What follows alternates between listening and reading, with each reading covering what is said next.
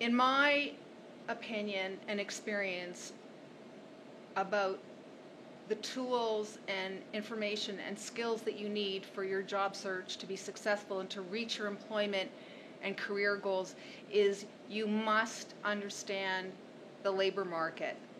What does that mean? That means you, first of all, understand what your skills, experience, and education are, and you're really clear about it. And then what you do is you go and you research what's out there, who's hiring, what are they hiring for, what do they want, what are the employers looking for, not what you're looking for, but what they're looking for, because we live in a capitalist society. It's about supply and demand.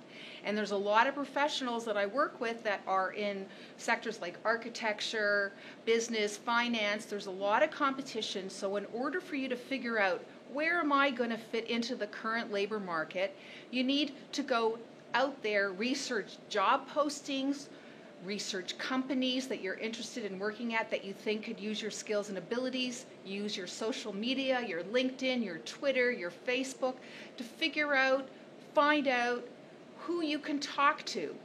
Secure an information interview with a potential hiring manager or someone in a company that you would love to work at.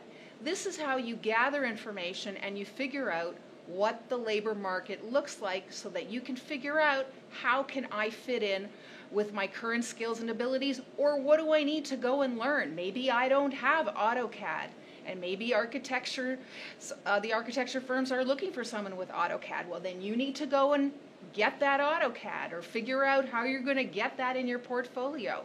That's what I think is critical for someone to be successful in the labor market and to secure a sustainable employment opportunity and to start building their career in the local labor market.